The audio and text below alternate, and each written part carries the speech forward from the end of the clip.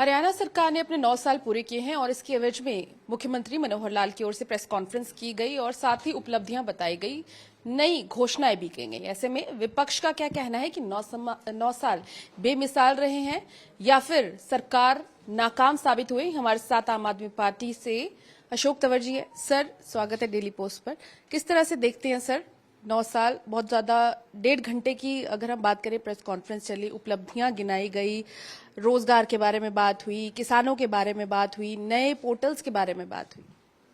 देखिए, 1.5 घंटे में जो उपलब्धि है वो 1.5 मिनट में ही हम बात कह देंगे। 9 साल देश प्रदेश बदहाल, जनता कंगाल, दोस्त मालामाल।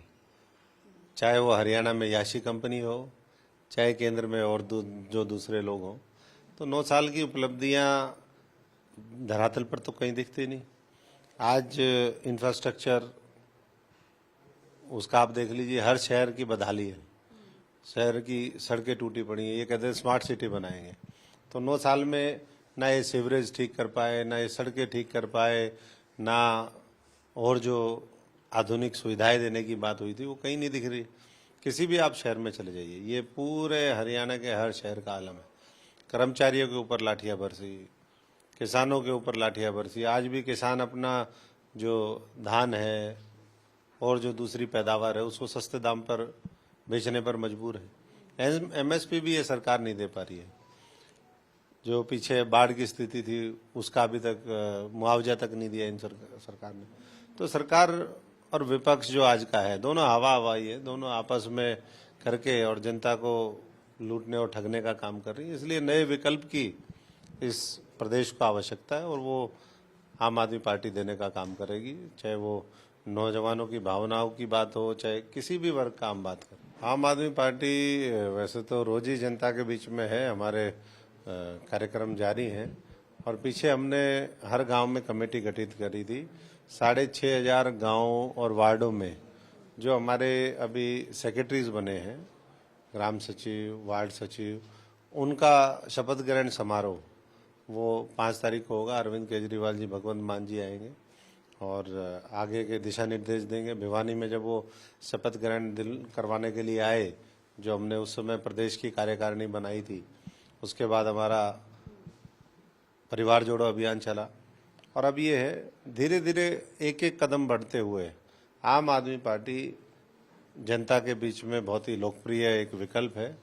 और मैं समझता हूँ कि बाकी चाहे कांग्रेस रही हो, चाहे वो भारतीय जनता पार्टी हो, कांग्रेस को पहले रिजेक्ट किया और भारतीय जनता पार्टी को अब रिजेक्ट करके एक नया मॉडल वो चाहते हैं कि इस हरियाणा के अंदर आए, इस देश के अंदर आए, जो केवल देश और प्रदेश के जनता के बारे में सोचता हो, जो ये सुनिश्चित करना चाहता हो कि लोगों को न्याय मिले, सच्चाई की जीत और सच्चाई की लड़ाई पूरी मजबूती से आम आदमी पार्टी लड़ने में लगी है और लोगों का पूरा आशीर्वाद 2024 में मिलेगा, वो हमें यकीन है।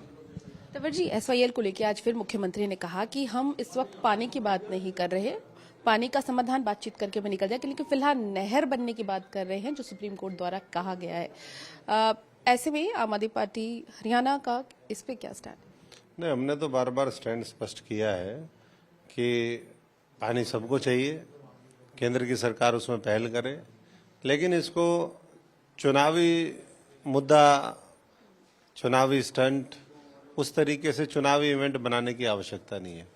ये मुद्दा हरियाणा और पंजाब के बीच में, हरियाणा पंजाब के लोग किसान एक साथ बैठे थे, उनके लिए कोई मुद्दा नहीं है। ये तो कुछ लोग हैं जो इस तरीके से करके दोनों प्रदेशों में अपनी राजनीतिक रोटियां सेकते हैं, चौराहे में खाते हैं और जनता वहीं की वहीं खड़ी रहती है। तो मुझे लगता है कि जनता इस बात को समझती है कि कौन उनका सच्चा हितैषी है और काफ़ी मैं समझता हूँ कि पंजाब में सरकार बना करके लोगों ने वहाँ के जो राजनीतिक दल थे जो इसको बार बार इसके ऊपर राजनीति करते थे, उनका इलाज किया और अब हरियाणा की बारी है। 24 में लोग जो यहाँ राजनीति करते आए, इनको सबको मौका मिला। अगर इतने ही काम करने वाले होते, इतने ही अच्छे होते, तो मैं समझता हूँ कि फिर आम आदमी की पार्टी की आवश्यकता ही नहीं थी। आम आदमी पार्टी को लेकर के ही लोग इसलिए आए हैं कि उनको विश्वास है कि ये परमानेंट जो है समाधान हर मुद्दे का निकालेंगे और एसवाईएल का भी निकालेंगे। वो तो 7 साल से चल रहा है मामला। ऑल पार्टी मीटिंग तो 7 साल पहले भी एक हुई थी, वो दिल्ली में हुई थी, चंडीगढ़ में हुई थी। ये बात है 9 नवंबर 2016 की। लेकिन उसके बाद तो प्रधानमंत्री जी से मिलना था, वो आज तक नहीं हुआ। अभी भी मुलाकात करवाएं, ऑल पार्टी मीटिंग हो, अच्छी बात है। अरविंद जी ने बार बार कहा है कि प्रधानमंत्री जी बुलाएं हमें, हम समाधान कराएंगे। आम आदमी पार्टी समाधान कराने के लिए तैयार है। बिल्कुल समाधान हम चाहते हैं कि परमानेंट सॉल्यूशन निकले और जो बार बार राजनीति करते आए हैं इस मुद्दे पे, उनकी दुकान बंद होनी चाहिए। देखिए, पराली का अगर सरकार समाधान करे, सरकार उनको प्रॉपर इंसेंटिव दे, तो मुझे नहीं लगता कि कोई भी अपनी पराली इस तरीके से जलाएगा। जहाँ तक घटनाओं का सवाल है वो हर जगह हो रही है, लेकिन किसान मजबूरी में करता है।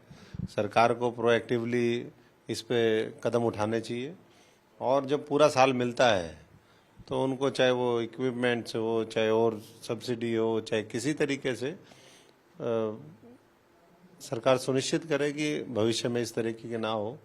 और प्रदूषण का कोई एक कारण तो नहीं होता है, प्रदूषण तो विभिन्न कारणों से होता है।